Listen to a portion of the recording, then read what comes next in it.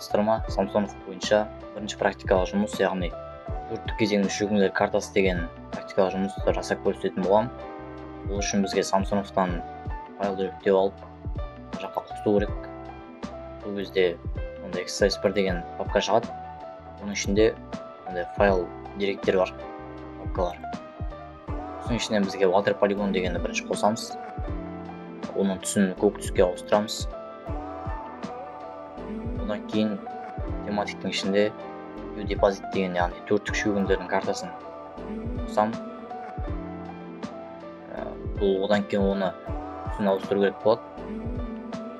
Свойствосына кіреміз, сосын symbology, категория, уникальный значениеге отложение таңдаймын. Atal values дегенге басу керек. Сондай жақтан қалған түсімізді таңдап аламыз. Символдың үстінен басып флипті басатын болсақ, мына түстерінің орны өзгереді. Одан кейін галочканы алып тастаймын. Окей. Сосын осылай картаның түсі өзгеретін болады. Одан кейін картаның үстіне шөгіндердің шартты белгілерін шығару керек болады, яғни әріппен. Ол үшін свойствосына қайтадан кіріп, labels'ты басамыз. Галочка қойып, индекс осылай қалады. Сосын окейді басамын. Осылай әріптер шығатын болады. Бізде карта негізі дайын. Енді ары қарай компоновкасын қою керек. Ол үшін біз data view деген режимде отырып, осыдан layout view дегенге өзгертеміз. Шекарасын дұрыстаймыз.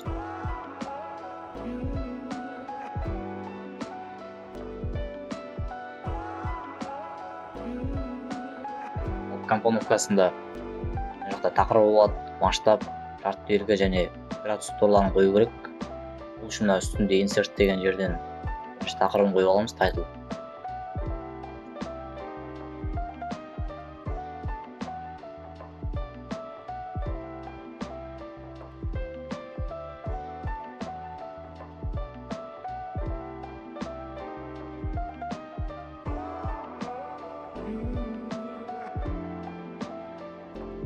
Шарт белгілері. Графия бізге керек емес, оны алып тастаймыз. Төрттік шөгіндердің өзі қалады.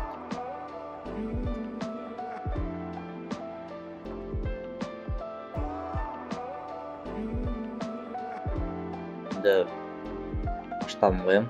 Scale бар. Масштаб бізде сызықтық түрде болады. Окей. Бізде бұның мәні mil дегенде тұр. Оны метрге айналдыру керек болады.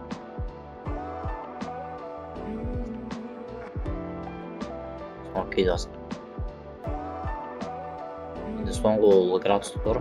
Картаның үстін басып, оң жағын басқаннан кейін мышканың свойствосы болады. Properties деген. Сосын grids, new grid.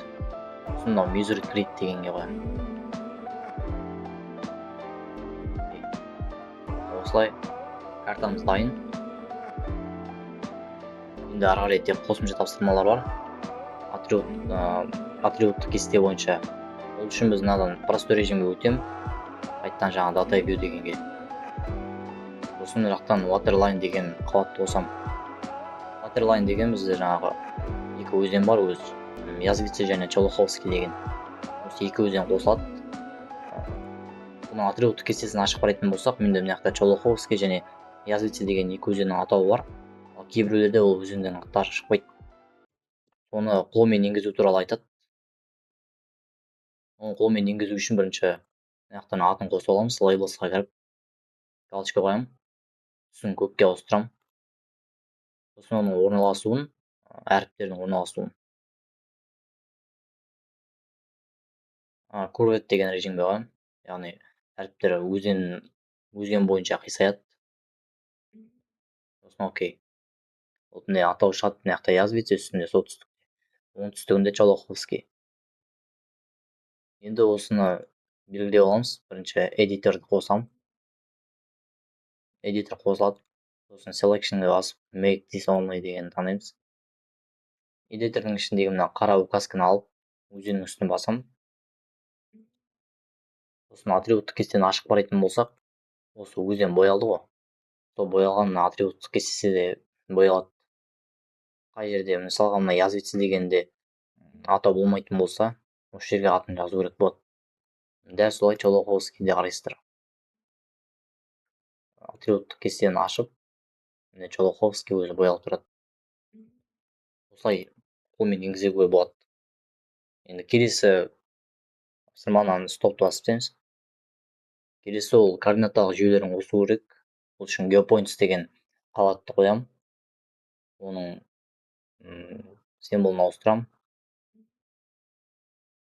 Ақ түс болады. Бұның атрибуттық кестесіне кіреміз. Сол кезде менде мына жерде x, y деген координаталық жүйелер қосылған.